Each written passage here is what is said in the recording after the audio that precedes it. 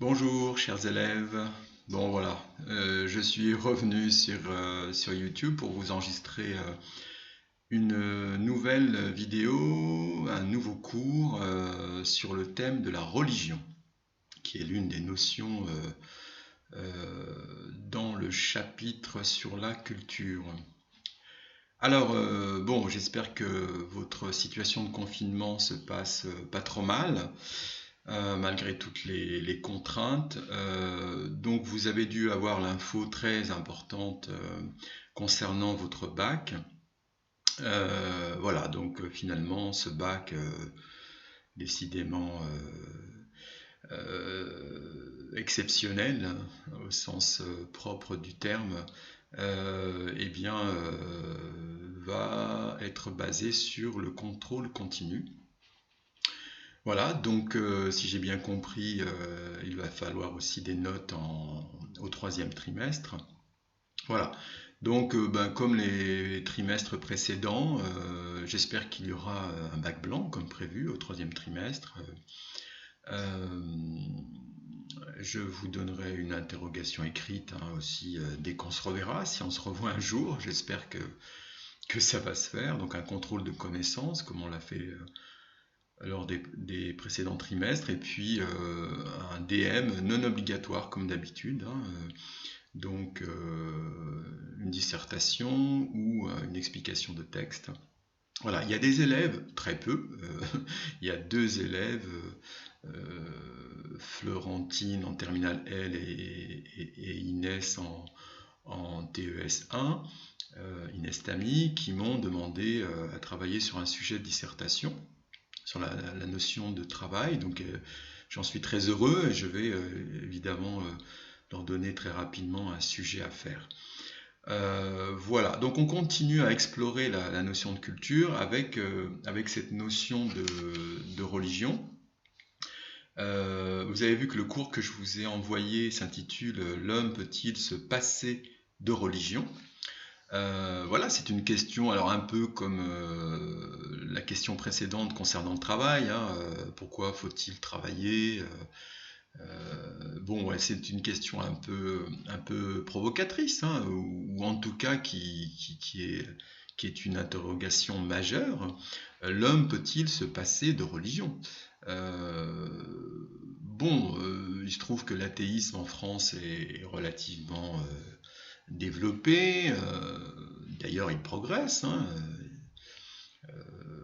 Vous savez que on en a déjà parlé en cours. Hein, L'Église catholique, par exemple, qui était vraiment le catholicisme qui représentait la religion dominante en France pendant des siècles et des siècles, est en train de s'étioler au fur et à mesure des décennies. Hein, et les églises se vident. Il y a une crise aussi des vocations au niveau de la prêtrise, etc. Donc il y a une crise d'ailleurs majeure au sein de l'Église catholique. Je pense au scandale de la pédophilie et autres péripéties de cette Église décidément en crise. Bon, en France, le religieux pose problème, évidemment, comme dans d'autres pays, mais particulièrement chez nous, puisque nous, depuis 1905, nous avons eu la loi de séparation de l'État, des églises et de l'État. Donc une séparation stricte hein, entre d'un côté les confessions qui doivent rester d'ordre privé, hein, qui ne doivent pas intervenir dans le champ public ou le champ politique, et l'État qui gouverne. Hein. Les religions n'ont plus à s'immiscer dans les affaires de l'État. Donc une laïcité à la française hein, qui est différente par exemple de la laïcité anglo-saxonne. Si vous voulez, dans les pays anglo-saxons, je pense à l'Angleterre, la Grande-Bretagne, je pense également aux États-Unis, hein, qui ont une culture un peu similaire. Il y a en un sens plus de tolérance vis-à-vis de religieux. Et pourquoi je dis cela? Parce que, en fait, il ne faudrait pas être trop comment dirais-je, centré sur notre propre pays pour réfléchir à la question du religieux. J'ajoute également à la liste des problèmes que pose le religieux en France, eh bien, la question très épineuse de la place de l'islam en France. Bien sûr, l'islam qu'il ne faut pas confondre avec l'islamisme, et encore moins avec le terrorisme islamiste. Mais même si on ne fait pas d'amalgame, il y a quand même une vraie question qui se pose. Il faudrait vraiment être, comment dirais-je, de mauvaise foi, sans mauvais jeu de mots, pour ne pas voir que cette question de l'islam aujourd'hui est épineuse au sein de notre société. Donc voilà, la question du religieux est une question totalement d'actualité. Vous avez vu tout récemment à Romans-sur-Isère, qui est une ville que je connais bien, puisque avant d'être dans le Nord, j'ai enseigné à Valence, dans la Drôme. Donc il y a eu encore un attentat, apparemment d'inspiration djihadiste, au couteau, 2 personnes qui ont été tuées, d'autres personnes blessées. Donc on voit bien que, j'y reviendrai un peu plus tard dans le cours, que cette question du religieux est souvent mise en avant dans l'actualité de manière tragique. Alors nous, en France, nous avons été touchés très violemment. Bon, nous avons eu la chance de recevoir dans notre lycée Philippe Lançon, l'un des rescapés de l'attaque contre Charlie Hebdo, qui a écrit ce si beau livre, Le Lambeau, où il relate eh bien, l'attentat et puis sa reconstruction après l'attentat. Donc voilà, il y a eu l'attaque contre le Bataclan, il y a eu l'attaque à Nice lors du 14 juillet, etc. etc. Donc voilà, alors d'un côté, Église catholique en crise majeure, en France et partout dans le monde, la question de l'islamisme, du terrorisme, la question de la laïcité, hein, tout simplement. Donc voilà, le religieux est une question majeure et je trouve que c'est une très bonne chose qu'en philosophie nous abordions cette question. Mais commençons par le commencement. Religion. Religion, le mot religion. Alors il y a plusieurs étymologies possibles. Bon, il y a un débat depuis des siècles, depuis Cicéron, hein, donc depuis l'Antiquité romaine sur l'origine. Alors Cicéron nous dit que ça viendrait plutôt de religere, qui signifie relire. Donc il s'agirait de relire les textes afférents au culte de l'époque, au culte de la religion romaine. Bon, d'autres nous parlent plutôt de l'étymologie qui viendrait de religare, et qui signifie relier. Je vous avoue que je pense, enfin, mon intuition me dit que religare est peut-être plus probant comme étymologie, parce que c'est vrai qu'en un sens, tout croyant cherche à se relier au divin, ou au Bouddha si on est bouddhiste, en tout cas à la nature Bouddha. Hein. Donc il y a cette idée, j'y reviendrai, de cheminement vers en quelque sorte un centre qu'on appelle indifféremment Dieu, la nature Bouddha. Chez Jung, alors j'ai fait un cours sur Jung avec les terminales lettres, c'est le soi avec un S majuscule.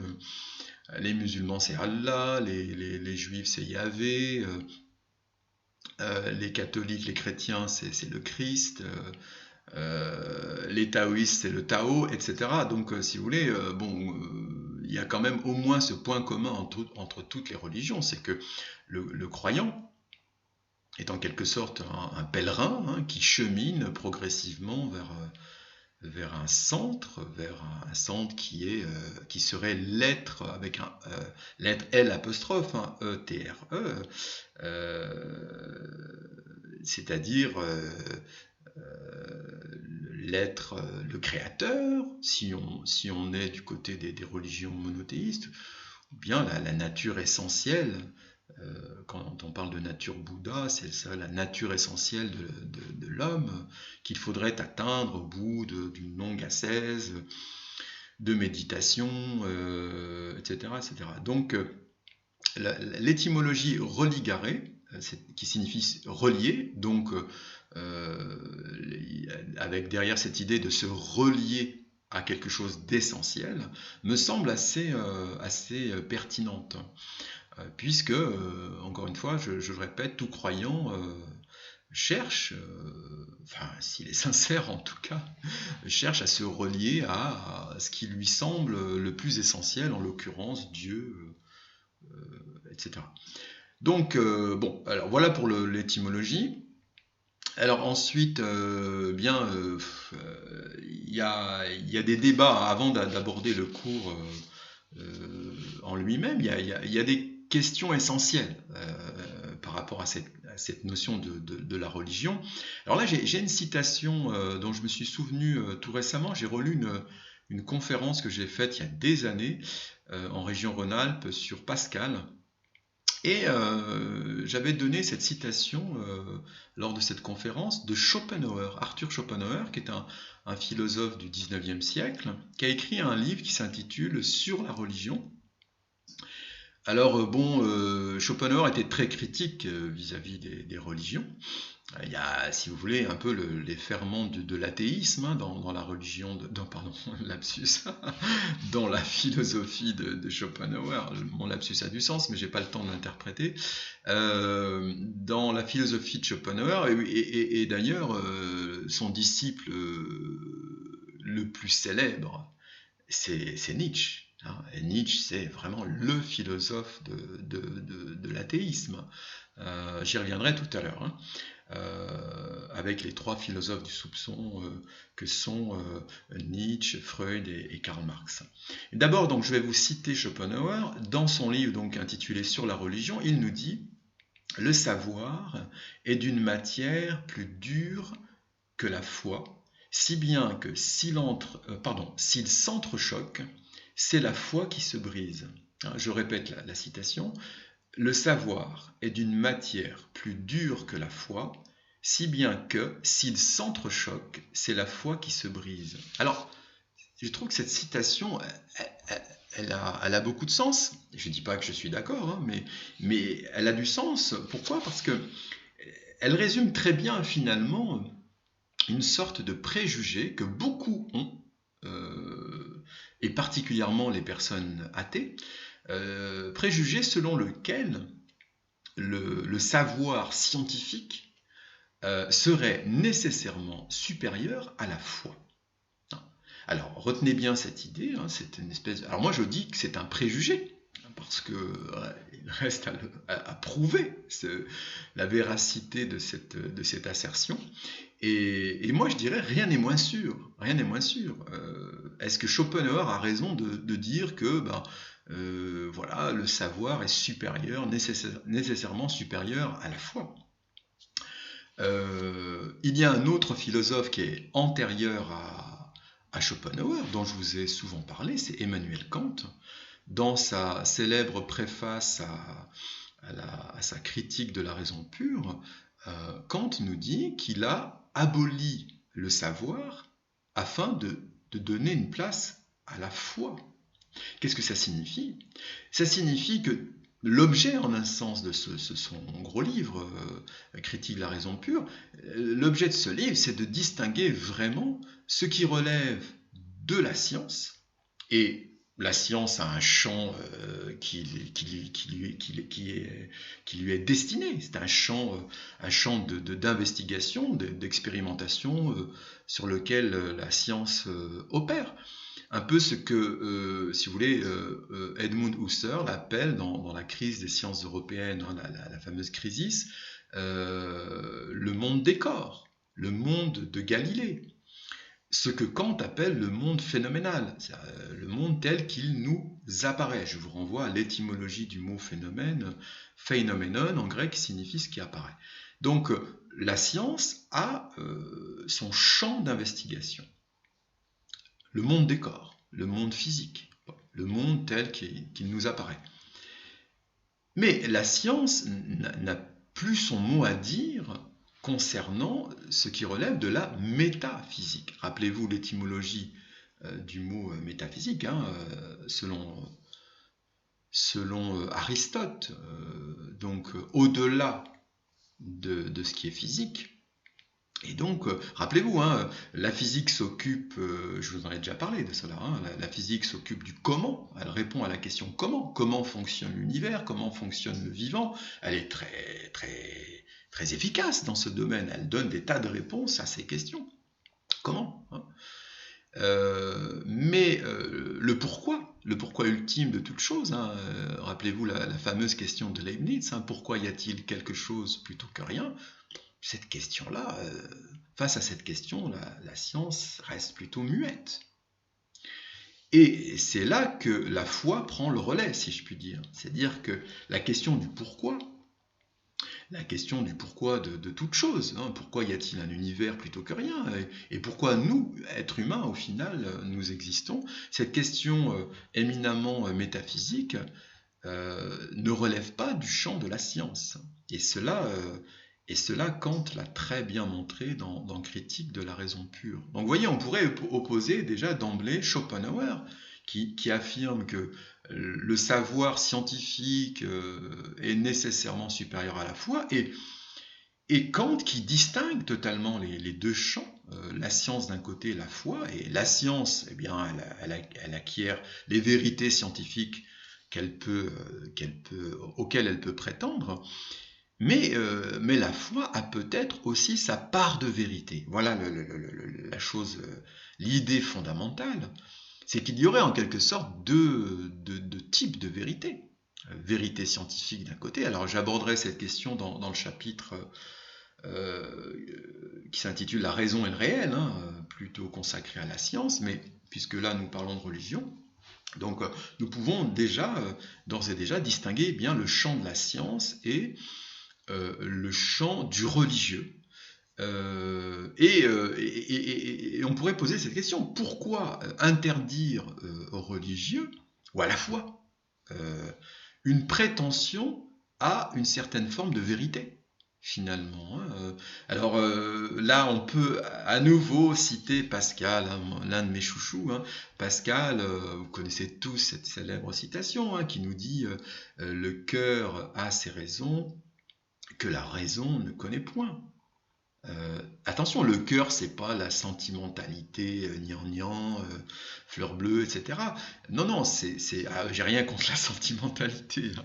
Mais ce que je veux dire par là, c'est que quand Pascal parle du cœur, il s'agit du siège de la foi. Le cœur est le siège de la foi chez Pascal.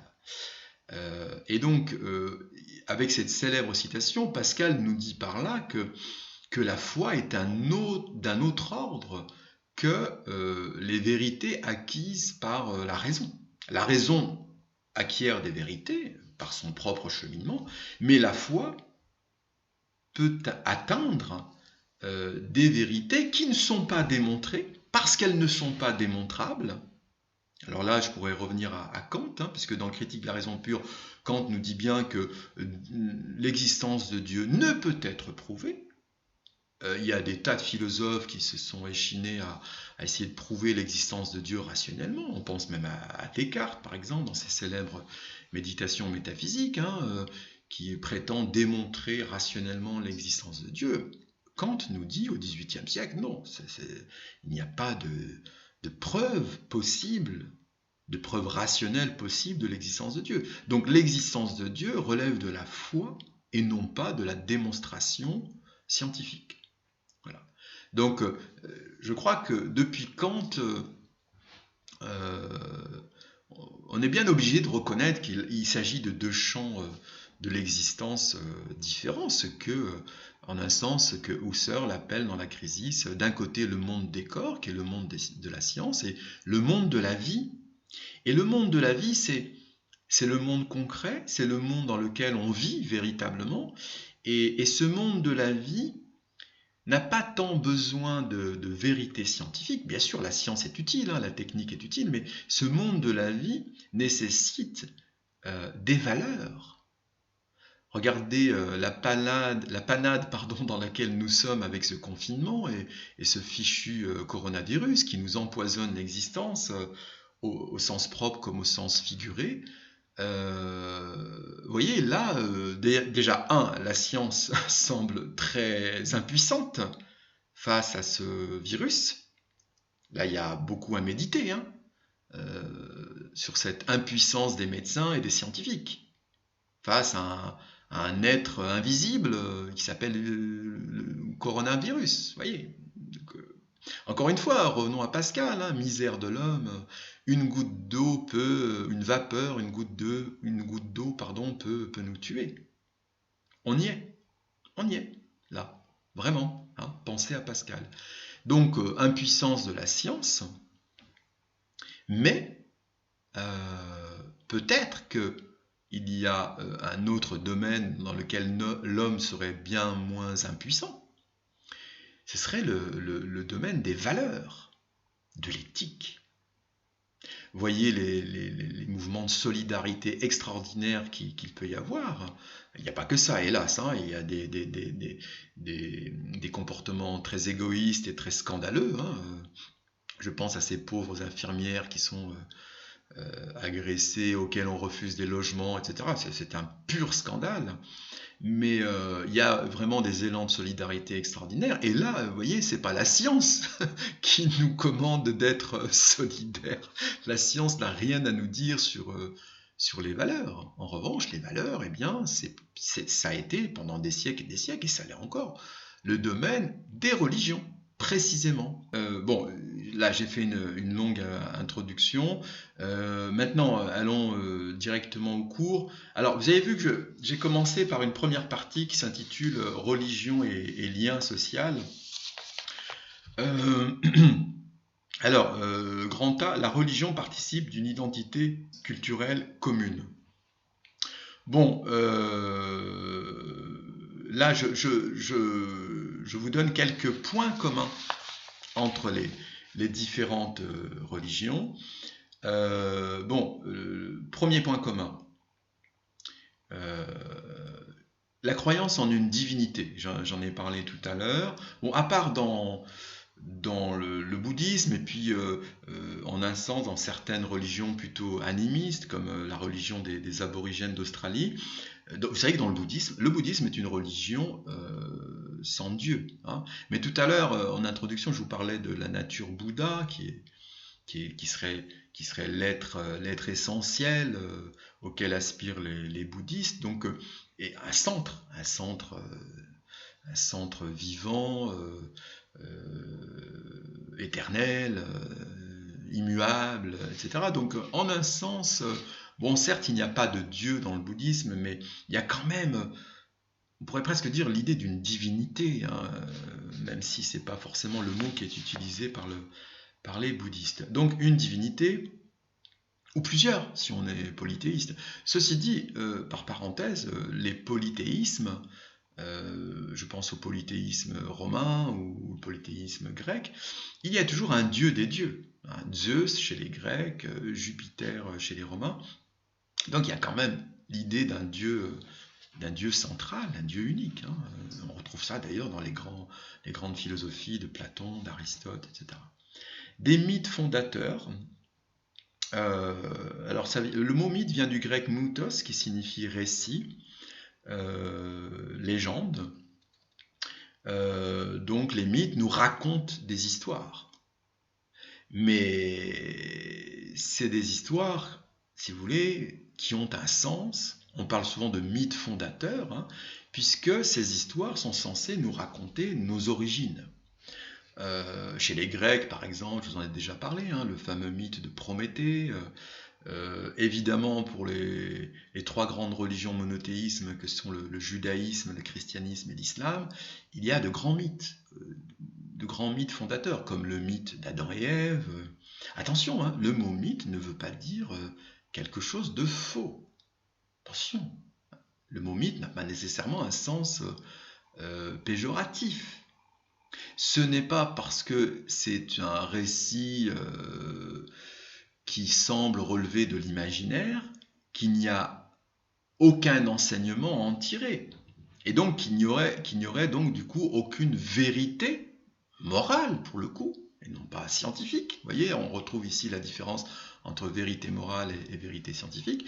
Hein, on peut extraire d'un mythe une vérité profonde qui nous concerne, nous humains. Une vérité concernant notre condition et concernant le sens de l'existence, l'éthique, les valeurs, etc. Voilà, donc les grands mythes. Alors, tout dernièrement, évidemment, c'est lié à la période tellement compliquée que nous vivons. Moi, j'ai pensé récemment au mythe du déluge. Vous savez, l'histoire de Noé. Hein, ça, c'est un grand mythe, vous voyez. Un mythe assez universel.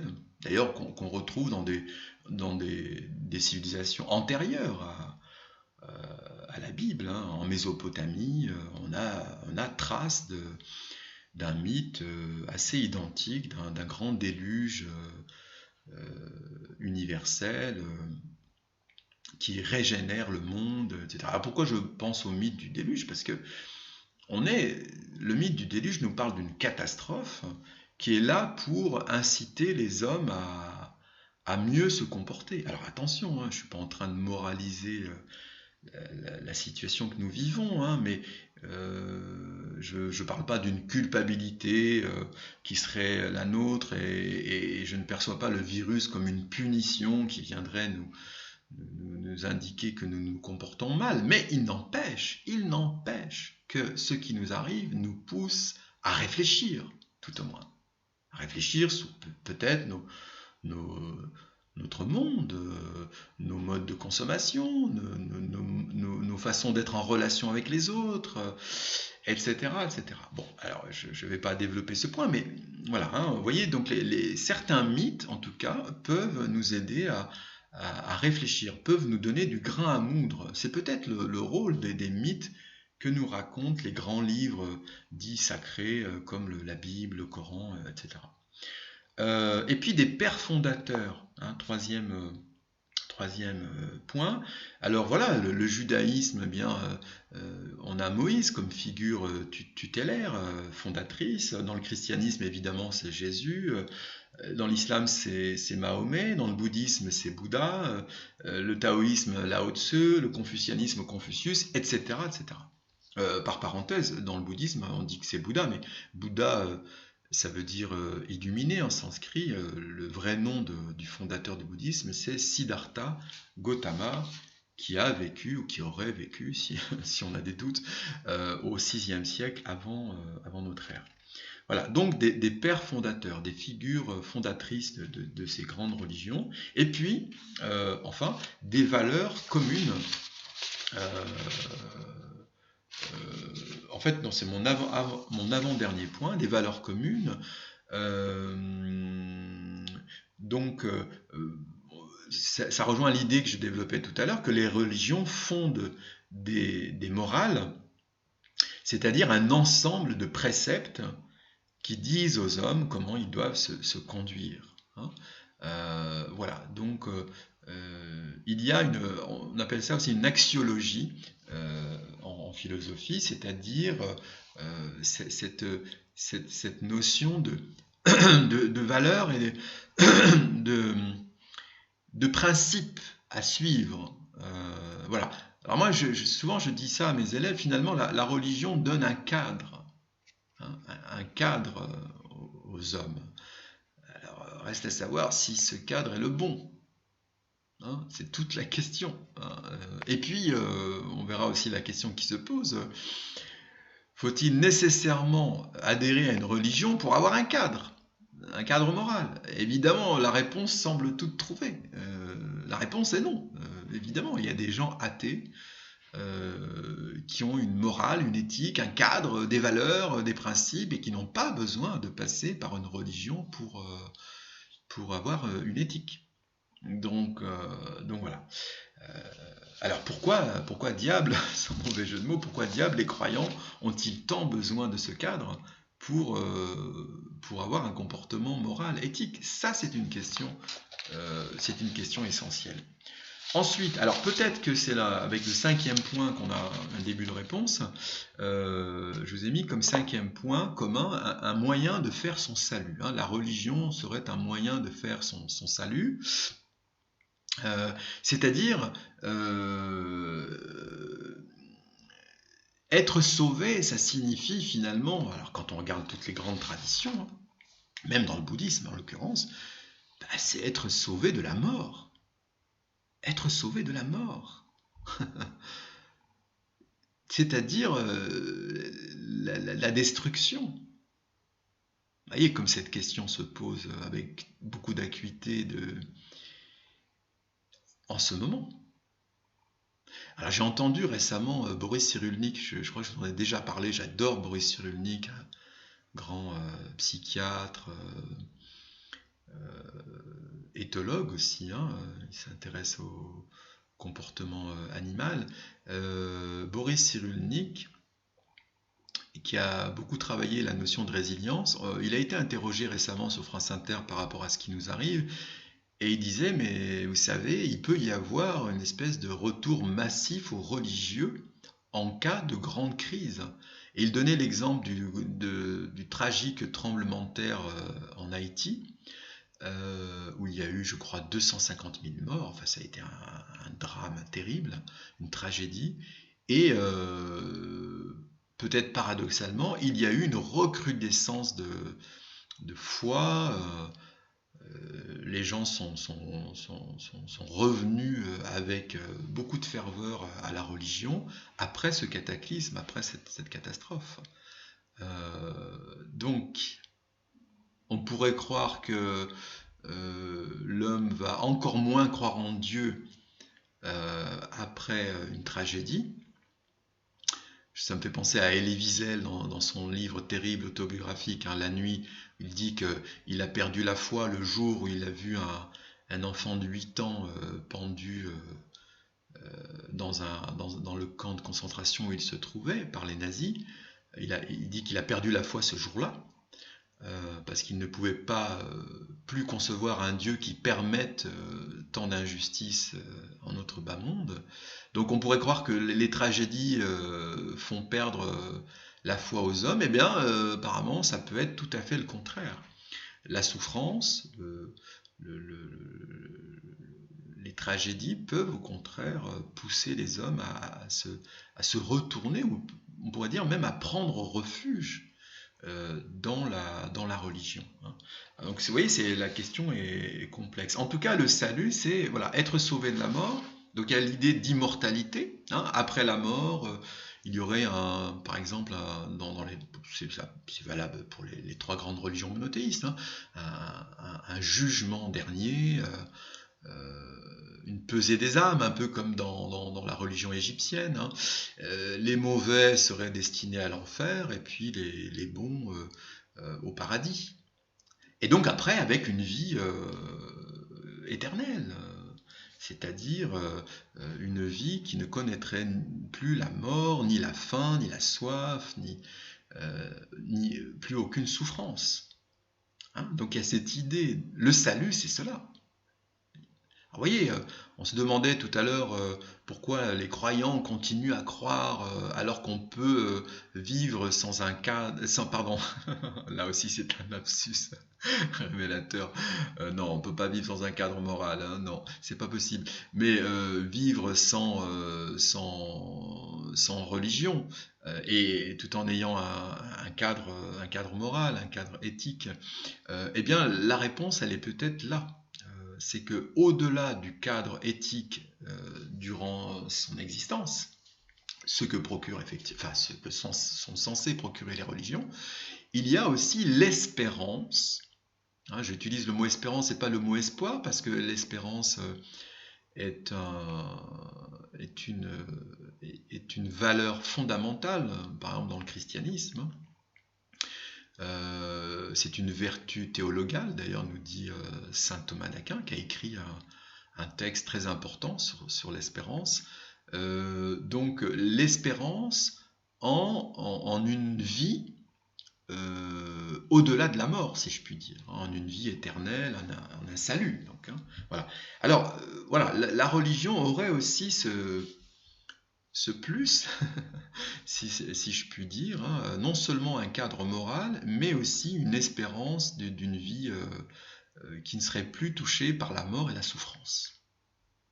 Et là, alors là, c'est commun aux trois grandes religions monothéistes et au bouddhisme, hein, puisque vous savez que la finalité, enfin vous savez peut-être pas, mais je vous le dis, la finalité du bouddhisme, c'est vraiment de sortir de la souffrance, de faire cesser la souffrance, hein, en atteignant cette nature Bouddha dont je vous parlais tout à l'heure. D'accord?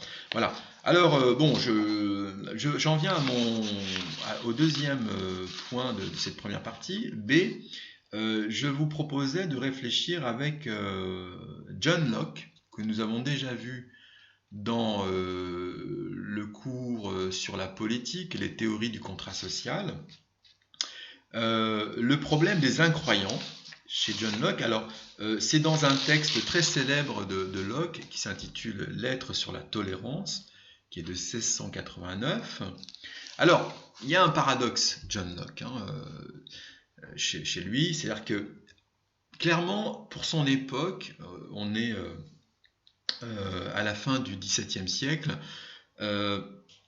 Pour son époque, c'est un texte qui montre une grande ouverture d'esprit. On est là dans l'idée chez Locke d'une tolérance nécessaire pour toutes les confessions au sein d'une nation donnée. Évidemment, on est dans le contexte encore brûlant, au propre comme au figuré, des guerres de religion, enfin, même si ça s'est un peu calmé, mais quoique sous Louis XIV, il y a eu la révocation de l'édit de Nantes, et ça a été une chose absolument terrible, hein. Vous savez, l'édit de Nantes qui permettait à toutes les confessions protestantes, catholiques, de vivre ensemble. La révocation de l'édit de Nantes a été une catastrophe, puisque ça a relancé la persécution des protestants, etc. Donc, si vous voulez, chez John Locke, il y a cette idée que protestants, catholiques, enfin en tout cas croyants, peuvent cohabiter pacifiquement et qu'on ne doit pas imposer une confession particulière aux citoyens. Bon, donc cette idée est tout à fait remarquable, et c'est vrai qu'il faut la mettre au compte de John Locke. C'est le côté positif de sa célèbre lettre sur la tolérance. Mais, il y a une critique qu'il faut faire. Et je vais vous citer John Locke. Locke nous dit, à propos des incroyants, hein, ce qu'il appelle les incroyants, donc on appelle aujourd'hui les athées, hein, ceux qui nient l'existence d'un Dieu ne doivent pas être tolérés parce que les promesses, les contrats, les serments et la bonne foi, qui sont les principaux liens de la société civile, ne sauraient engager un athée à tenir sa parole. Alors là, on reste quoi face à une telle affirmation? Évidemment, aujourd'hui, on ne peut absolument pas être d'accord avec John Locke. John Locke nous dit ici clairement que, en gros, un incroyant, un athée, n'est pas fiable. Puisque seuls les croyants sont capables de tenir leurs serments, sont capables de bonne foi, et qu'un athée, par définition, c'est quelqu'un qui, passez-moi l'expression, qui est tordu, quoi, quelqu'un qui ne tient pas la route sur le plan de l'éthique. Alors là, on ne peut qu'être en désaccord total avec John Locke, hein.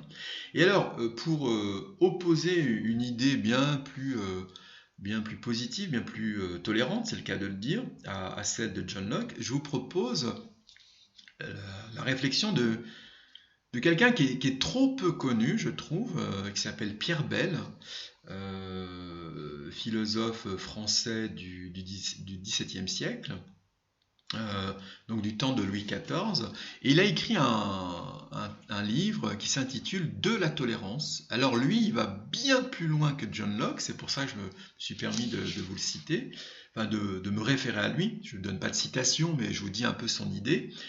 Alors pour Pierre Bell, les athées peuvent être admis dans la société politique, hein, au sein d'une nation, parce que, alors, il va très loin, lui, hein, il dit que comme les athées ne reconnaissent aucune autorité transcendante, eh bien, en un sens, ils sont beaucoup plus accessibles à l'autorité politique.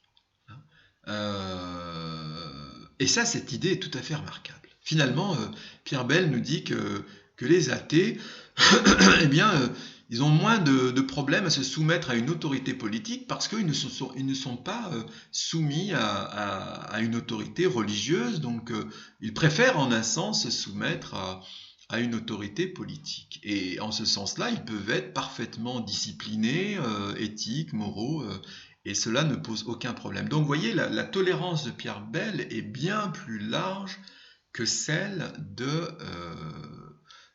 John Locke. Alors, on va, dans la suite du cours, je vous propose quelques objections qu'on peut opposer à tout ce qui vient d'être dit dans cette première partie. Comme je l'ai déjà évoqué tout à l'heure, la question de la morale. Évidemment, les religions n'ont pas le monopole de la morale. Évidemment. Hein, alors, le cas auquel je vais me référer est un peu problématique sur ce point, mais allons-y. Je vous ai fait tout un cours sur Emmanuel Lévinas pour étudier la notion d'autrui. Vous savez que Lévinas fonde toute son éthique sur le visage d'autrui et donc sur la vulnérabilité d'autrui. Hein. Le visage de l'autre est un appel à ma responsabilité, etc. Je ne vais pas vous refaire le cours. Ce qui est très intéressant avec Lévinas, c'est que finalement, la morale, elle est fondée sur la relation à l'autre, et non pas sur une religion. Ceci dit, et c'est pour ça que le cas Lévinas est un peu problématique, mais passionnant, Lévinas dit clairement que cette approche qu'il a de l'éthique, il la doit à son étude de la Torah, puisque je vous rappelle que Lévinas était de confession juive.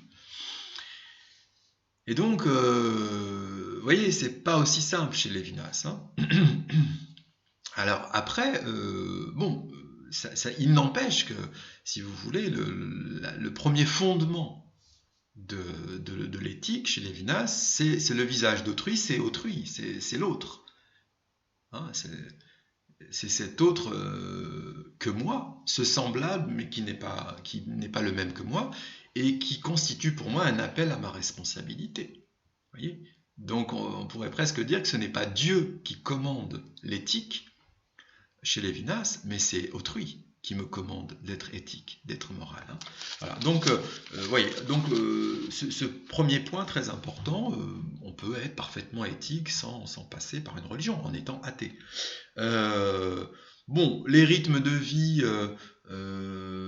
c'est-à-dire les rituels, etc. Donc j'ai un peu zappé tout à l'heure cette question-là, mais peu importe. C'est vrai que les religions proposent des rituels, il y a un calendrier. Hein. Là, on va arriver à la période de Pâques, très importante pour les chrétiens. Comme par hasard, au mois d'avril, il va y avoir Pessah aussi, la Pâque juive. Et puis, comme par hasard aussi, il va y avoir aussi le début du jeûne du Ramadan pour les musulmans. Je crois que c'est fin avril. Hein. Donc, vous voyez, ce sont des rituels, des pratiques religieuses qui sont inscrites dans le temps avec un calendrier très précis. Nous sommes dimanche aujourd'hui, décidément, moi je travaille pour vous surtout le jour du Seigneur, le jour où on est censé ne pas travailler, mais bon, c'est pas grave, c'est ma liberté. Donc voilà, donc il y a des rythmes de vie, mais on peut très bien être athée et avoir des rythmes de vie, et pourquoi pas même des rituels. Après tout, regardez... le 14 juillet, la fête nationale, c'est un rituel religieux. Donc, on n'a pas besoin de religion, si vous voulez, pour avoir des rythmes de vie, des fêtes, des rituels. Le lien identitaire, bon, c'est vrai que la religion crée du lien, hein, parce que religarer, finalement, l'étymologie du mot religion, c'est se relier à Dieu, mais c'est aussi se relier les uns aux autres, pardon. Hein. Donc, oui, la religion crée du lien entre les co-religionnaires, mais là aussi, pas besoin d'adhérer à une religion pour être en lien avec les autres. Par exemple, tout à l'heure, j'évoquais les théories du contrat social. Le contrat social, selon Rousseau, selon Locke, ou même selon Hobbes, le contrat social n'a pas besoin de religion pour être effectif, pour être respecté. Hein. Il est fondé plutôt, le contrat social, sur un raisonnement, sur la raison humaine, et non pas sur des fondements religieux. D'accord ? Voilà, donc le lien identitaire peut être areligieux également. Voilà. Et puis, on pourrait ajouter à cela que j'ai parlé tout à l'heure, hélas, de cette nouvelle attaque terroriste à Romans-sur-Isère, que depuis des siècles et des siècles, les religions provoquent de la violence.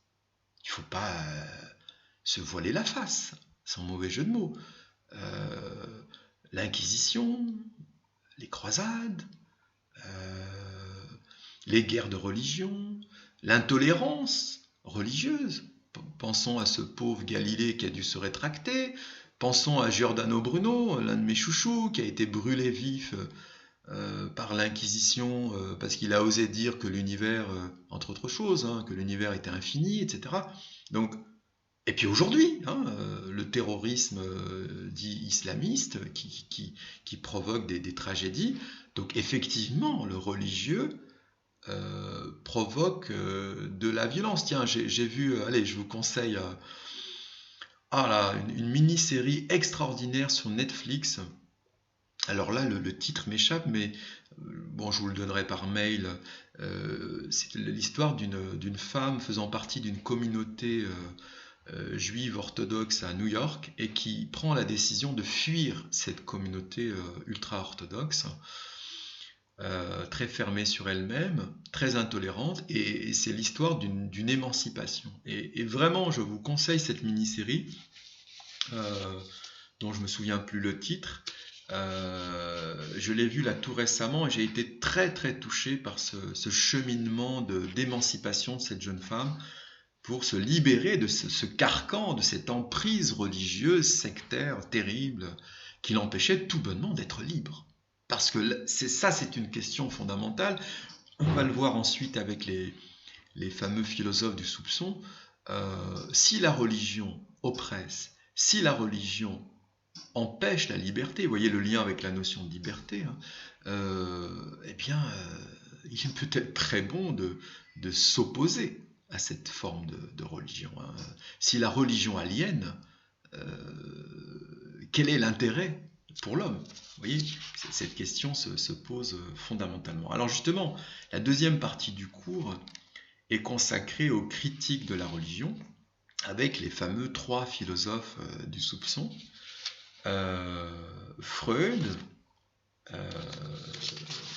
Marx et Nietzsche. Alors je vous ai donné trois textes. Le texte de Freud est extrait évidemment de L'avenir d'une illusion, qui date de 1927. Le texte de Marx, très connu, hein, c'est dans ce texte que Marx nous dit que la religion est l'opium du peuple, est extrait de son livre Pour une critique de la philosophie du droit de Hegel, 1843. Et puis, le texte de Nietzsche est extrait de son livre Le gai savoir. Alors, commençons par Freud. Bon, Freud, je vous en ai déjà parlé longuement. Freud nous dit que la croyance religieuse est une illusion, et même une névrose. Alors, pourquoi cette idée ? Il considère que finalement, Dieu, il se concentre sur les monothéismes, et particulièrement sur le monothéisme juif, parce qu'il était d'origine juive, il était de culture juive, athée de culture juive. Il se disait juif d'ailleurs, hein, Freud. Hein, il reconnaissait son judaïsme, mais un judaïsme sans Dieu.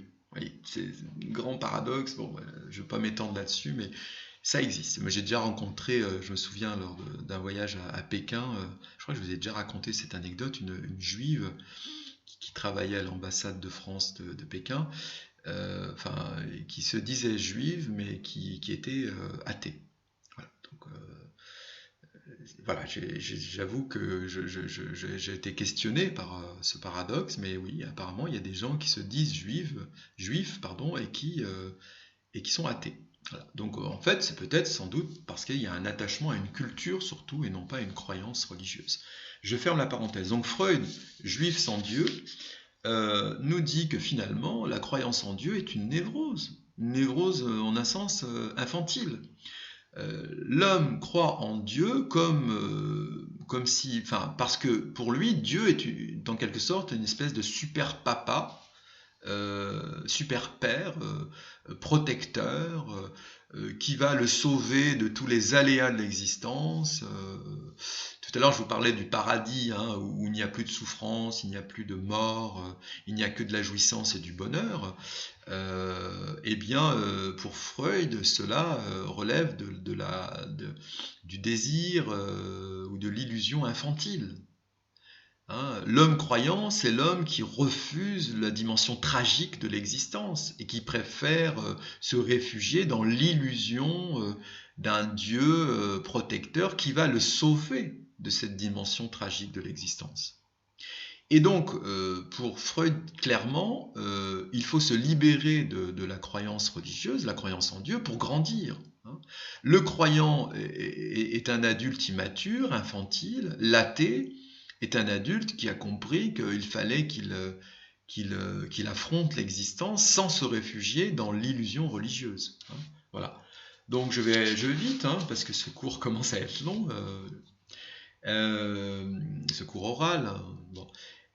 Donc, deuxième philosophe du soupçon, Karl Marx. Alors là, bon, il faut vraiment que vous lisiez ce très beau texte de Marx, hein, où Marx, en gros, nous dit que la religion maintient les hommes dans une situation de misère à la fois matérielle et morale, parce que, en gros, la religion leur dit que le monde ici-bas est une vallée de larmes, c'est une expression biblique, hein, vallée de larmes, donc il est normal que l'on souffre ici-bas, et que le bonheur ne sera possible que dans l'au-delà, c'est-à-dire après la mort, dans le monde divin, etc., etc.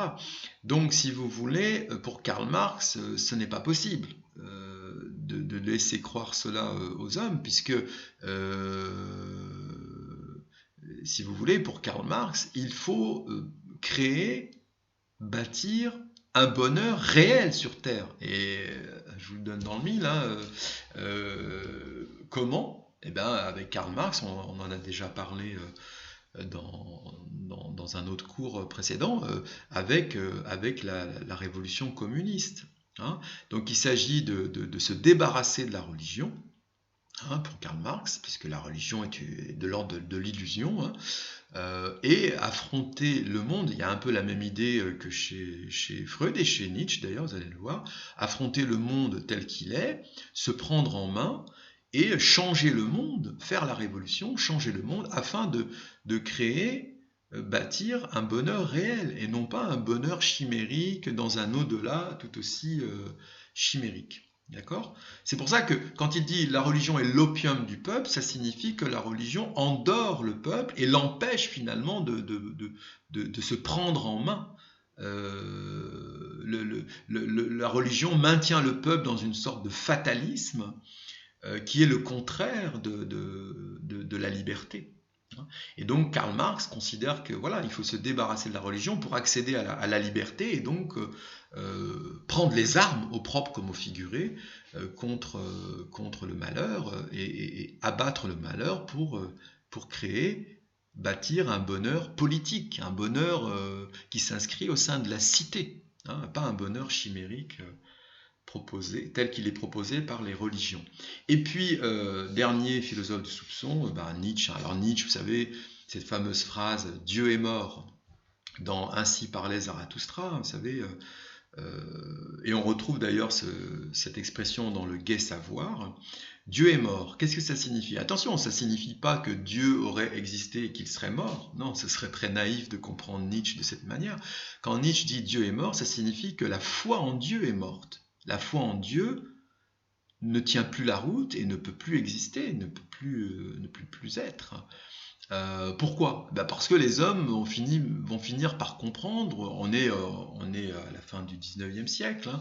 Donc, si vous voulez, Nietzsche se fait le prophète de l'athéisme, hein. Il annonce la mort de Dieu au sens où il annonce la fin de la foi en Dieu.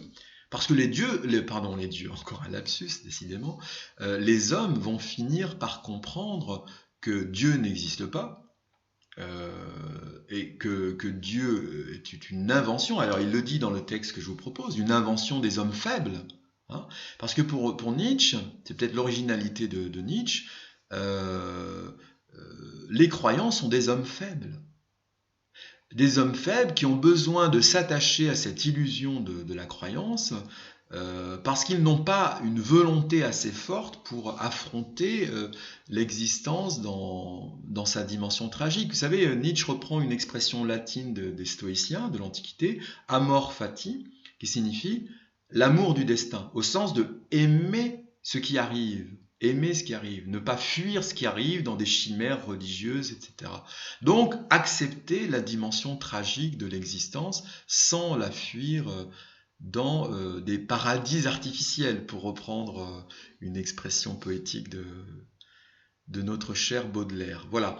Donc voilà, je vous invite à lire le texte de Nietzsche. Alors maintenant, évidemment, vous l'aurez compris, je ne prends pas parti, puisque je suis philosophe, je suis prof de philo, donc je ne suis pas là pour vous dire qui a raison, qui a tort. Est-ce que c'est Kant, Pascal, qui étaient croyants, ou bien Nietzsche, Marx, Freud qui étaient athées, et Sartre, on a déjà parlé de l'athéisme de Sartre, hein, dans le cours sur la liberté. Donc évidemment, voilà, je ne prends pas parti. À vous de vous faire votre idée sur donc la question qu'on a posée au tout début de ce cours, hein, donc par rapport à la religion. L'homme peut-il se passer de religion? Voilà, moi j'ai envie de dire, finalement pour conclure, il faudrait plutôt se poser la question suivante. L'homme peut-il se passer d'éthique? Vous voyez? Et là je vous renvoie à mon cours sur la morale, parce que après tout, si la religion est surtout là, et c'était l'idée d'ailleurs de Freud, hein, dans le malaise dans la civilisation dont nous avons déjà parlé, Freud nous dit que la religion est là pour aider les hommes à devenir meilleurs. Hein, il cite le fameux précepte chrétien aime ton prochain comme toi-même, hein, comme exemple de précepte religieux faisant partie de la culture étant destinée à aider les hommes à maîtriser leurs pulsions de mort et à devenir meilleurs. Donc, si la religion, si la finalité de la religion, c'est de rendre les hommes meilleurs, eh bien, finalement, la vraie question, c'est celle que je viens de vous donner. L'homme peut-il se passer d'éthique? Et vous l'aurez sans doute compris, la réponse est non, évidemment. Et à plus forte raison aujourd'hui, en cette période terrible que nous vivons, nous avons besoin plus que jamais d'éthique. Pas nécessairement de religion, mais vraiment d'éthique. Voilà. Mais écoutez, merci de votre attention et puis je vous dis à très vite. Je vais vous envoyer un mail avec un sujet de dissertation, un texte à expliquer. Vous choisirez le travail que vous voulez faire. Et puis d'autres cours très rapidement qui vont suivre. Voilà, à très bientôt chers élèves et bon travail.